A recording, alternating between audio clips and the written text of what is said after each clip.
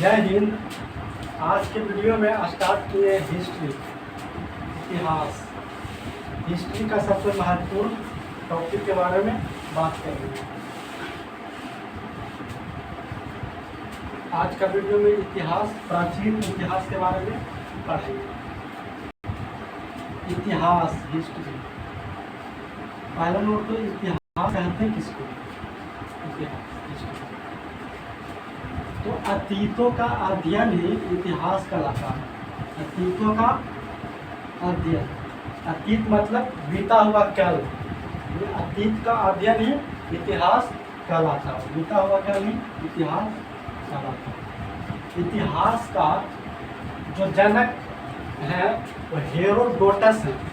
कौन है? हेरोडोटस। इतिहास का जनक किसे माना जाता है? हेरोडोटस को। इतिहास का जनक हेरोडोटस को माना जाता है। प्राचीन इतिहास को 3 वर्गों में बांटा गया है। प्राग ऐतिहासिक काल, आदि ऐतिहासिक काल और ऐतिहासिक काल। तो प्राग ऐतिहासिक काल पढ़ेंगे। आदि ऐतिहासिक काल में आ जाएगा सिंधु घाटी सभ्यता। आदि ऐतिहासिक काल में सिंधु घाटी सभ्यता पढ़ेंगे। तो प्राग ऐतिहासिक काल के बारे में देखते हैं। प्राग ऐतिहासिक काल, इसमें मानव पढ़ना लिखना नहीं जानता।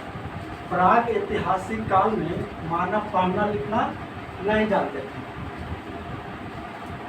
प्राग ऐतिहासिक काल की जानकारी सर्वप्रथम, इसकी जानकारी पुरातात्विक साक्ष्य से मिली है। इसकी जानकारी पुरातात्विक साक्ष्य से मिली है। इसके अंतर्गत पाषाण काल आते हैं। इसके अंतर्गत पाषाण काल आते हैं। इसके अंतर्गत पाषाण काल आते हैं। पाषाण काल, तो पाषाण काल देखेंगे। इसे स्टोन एज भी कहा जाता है। पाषाण काल को स्टोन एज भी कहा जाता है। पाषाण काल को स्टोन एज भी कहा जाता है।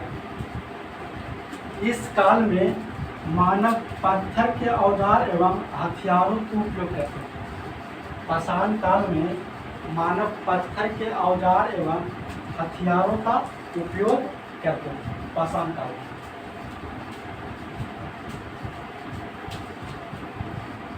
नेक्स्ट पॉइंट, भारतीय पुरातात्विक का पिता। तो भारतीय पुरातात्विक का पिता अलेक्जेंडर कनिंघम को माना जाता है। अलेक्जेंडर कनिंघम को कहा जाता है। भारतीय पुरातात्विक का पिता किसे कहा जाता है? अलेक्जेंडर कनिंघम को। अलेक्जेंडर कनिंघम को। धातु मिलने के आधार पर, धातु मिलने के आधार पर इतिहास का जो नामकरण किया गया है वो क्रिश्चियन थॉमस के द्वारा किया गया था। धातुओं के आधार पर, नहीं कि धातु या साक्ष्य मिलने के आधार पर, धातु मिलने के आधार पर इतिहास का जो नामकरण है तो क्रिश्चियन थॉमस ने किया था। किसने किया था? क्रिश्चियन थॉमस ने। और लिखावट के आधार पर नामकरण जॉन ब्रूस ने किया था। किसने किया था? जॉन ब्रूस ने। धातु मिलने के आधार पर पूछेगा तो क्रिश्चियन थॉमस ने किया था। और लिखावट के आधार पर तो जॉन ब्रूस ने। लिखावट के आधार पर जॉन ब्रूस ने। और धातु के मिलने के आधार पर क्रिश्चियन थॉमस ने किया। क्रिश्चियन थॉमस ने। पाषाण काल, पाषाण काल को 3 भागों में बांटा गया। पाषाण काल को कितने भागों में बांटा गया? 3 भागों में। कौन कौन? पूर्व पाषाण काल, मध्य पाषाण काल और नव पाषाण काल। तीनों को देखेंगे। पूर्व पाषाण काल, पूर्व पाषाण काल, पूर्व पाषाण काल के बारे में देखेंगे। पूर्व पाषाण काल को जो डेट है वो 20 लाख ईसा पूर्व से 12,000 ईसा पूर्व तक है। 20 लाख ईसा पूर्व से 12,000 ईसा पूर्व तक। पाषाण काल कब से कब तक है? 20 लाख ईसा पूर्व से 12,000 ईसा पूर्व तक।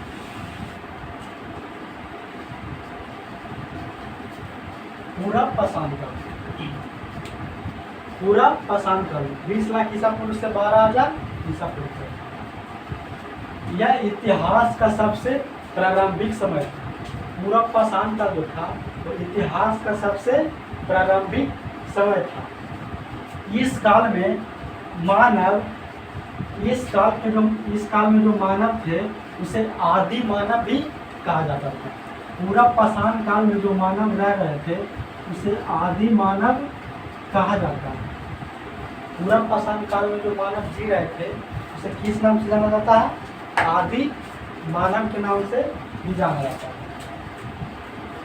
पूरा पाषाण काल में जो मानव थे उन्हें जीवन जीने का जो मुख्य उद्देश्य था ना वो खाना व देश था। खाना व देश, इसमें खाना व देश अर्थात जीवन का मुख्य उद्देश्य था जानवरों को मारकर अपना पेट पालना, यानी कि पेट पालना ही इंसान का मुख्य उद्देश्य था पूरा पाषाण काल में।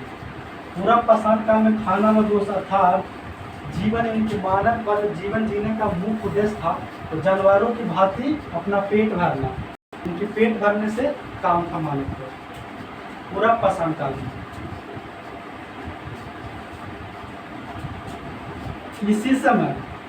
इस समय मानव की सबसे बड़ी खोज, यानी कि मानव का जो सबसे बड़ी उपलब्धियां ये कह सकते हैं कि सबसे बड़ा खोज, आग का खोज पूरा पाषाण काल में ही किया गया।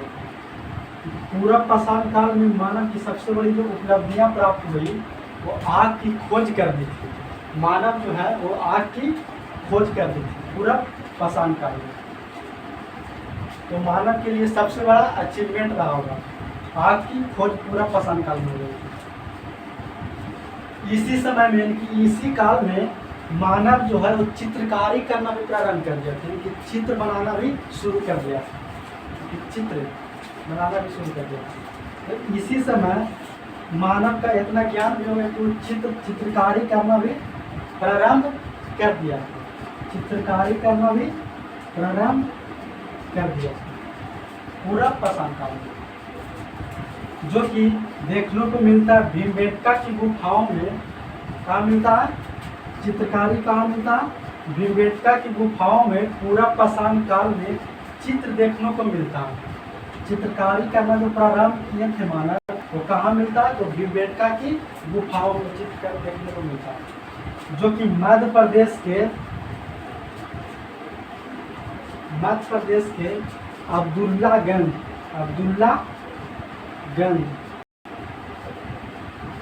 जो कि रायसेन जिला में, कहाँ? रायसेन जिला में।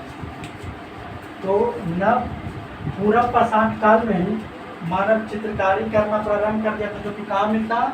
भीमबेटका की गुफाएं में, जो कि कहाँ है? मध्य प्रदेश में स्थित है। कहाँ? मध्य प्रदेश में स्थित है। अब आ जाइए मध्य पाषाण काल। मध्य पाषाण काल, मध्य पाषाण काल।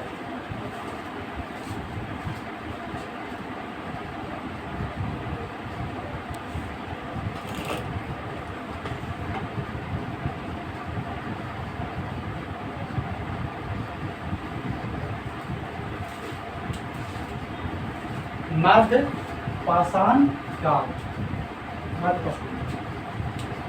इस काल को जो डेट लाइन है वो 12,000 ईसा पूर्व से 10,000 ईसा पूर्व तक।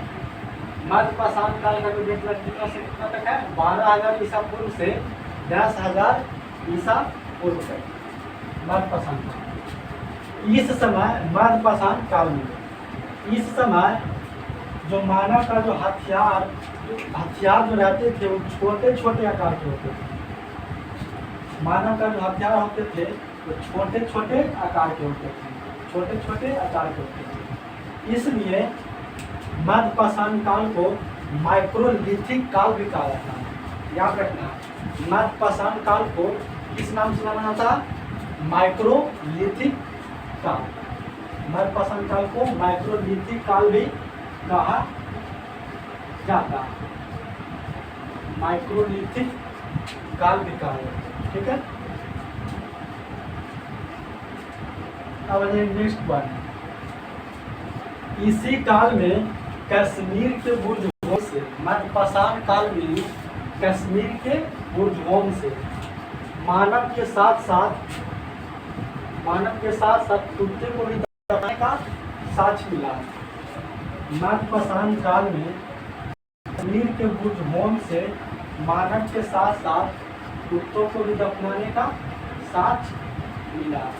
मानव के साथ साथ कुत्ता का भी दफनाने का साक्ष्य मिला मध्यपाषाण काल में। इसी काल में यानी कि मध्यपाषाण काल में, मध्यपाषाण काल में, इसी काल में मानव का अस्थि पंजर का अवशेष, अस्थि पंजर की कंकाल मिला। अस्थि पंजर मतलब हाथ का कंकाल। अस्थि पंजर का अवशेष उत्तर प्रदेश के प्रतापगढ़, उत्तर प्रदेश के प्रतापगढ़ मध्यपाषाण काल में अस्थि पंजर का अवशेष मिला। अस्थि पंजर का अवशेष जो कहाँ से मिले? उत्तर प्रदेश के प्रतापगढ़ से, उत्तर प्रदेश के प्रतापगढ़। अब आ जाइए नवपाषाण काल। मध्यपाषाण काल खत्म हो गया।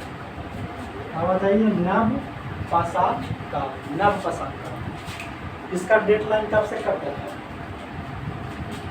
10,000 ईसा पूर्व से 3,000 ईसा पूर्व तक नवपाषाण काल।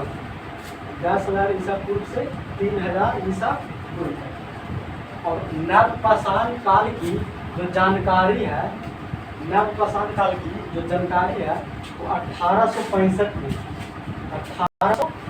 1865 में जॉन लुबाक ने दिया। किसने दिया था? जॉन लुबाक। नवपाषाण काल की जानकारी सर्वप्रथम जॉन लुबाक ने, जॉन लुबाक ने 1865 में दिए थे।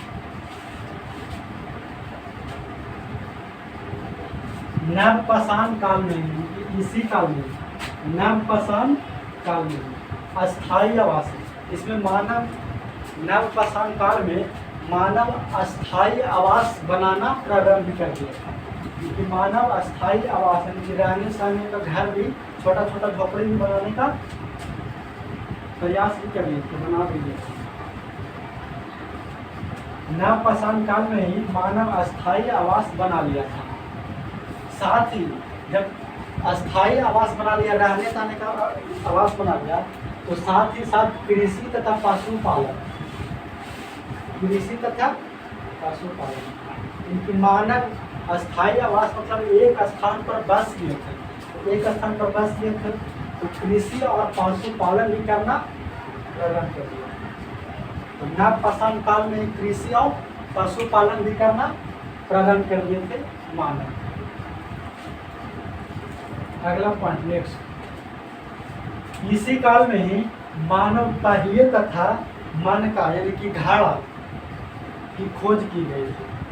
नवपाषाण काल में ही मानव के द्वारा पहिए का खोज किया गया था, मन का यानी कि घड़ा का भी खोज किया गया था नवपाषाण काल में, नवपाषाण काल में। नेक्स्ट पॉइंट अगला, इस काल में ही कर्नाटक के संगनकल्लू, कर्नाटक के संगनकल्लू, नवपाषाण काल में ही कर्नाटक के संगनकल्लू से राख का टीला, राख का टीला, पेपर में सीधे पूछता कि राख का टीला जो है वो किस काल में मिला? पूरा पाषाण काल, मध्यपाषाण काल या नवपाषाण काल, ऐसे करके पूछने लगा। तो राख का टीला कौन सा काल में मिला? तो नवपाषाण काल में। अगर ज़्यादा अंदर से पूछ सकता तो ये पूछेगा कि राख का टीला जब कहाँ से मिला? तो कर्नाटक का संगनकल्लू से, कर्नाटक का संगनकल्लू से, जो किस काल में मिला? तो नवपाषाण काल में। किस काल में? नवपाषाण काल में। नेक्स्ट पॉइंट आगे, नवपाषाण काल में ही मानव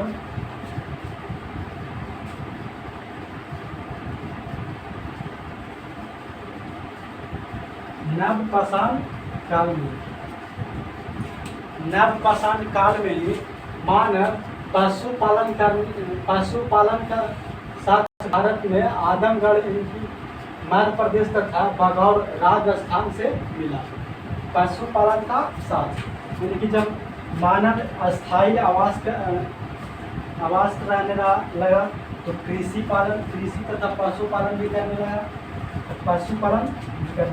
पशुपालन का साथ भारत में कहाँ से मिला? तो आदमगढ़ एमपी से और बघौर राजस्थान से। पशुपालन का साथ जन्म करते नवपाषाण काल में मिला, लेकिन कहाँ से? तो मध्य प्रदेश के आदमगढ़ और राजस्थान के बघौर से मिला पशुपालन का साथ। नेक्स्ट पॉइंट, मानव द्वारा पाला गया पहला जो पशु था वो कुत्ता था। क्या था? कुत्ता था। तो मानव द्वारा पाला गया पहला पशु क्या था? कुत्ता था। ठीक है, नेक्स्ट वीडियो में मिलेंगे, जो बच गया वो बता देंगे। और इस टॉपिक से, हिस्ट्री के इस टॉपिक से जितना भी ऑब्जेक्टिव क्वेश्चन पूछा गया एग्जाम में, तो सब नेक्स्ट वीडियो में देखेंगे।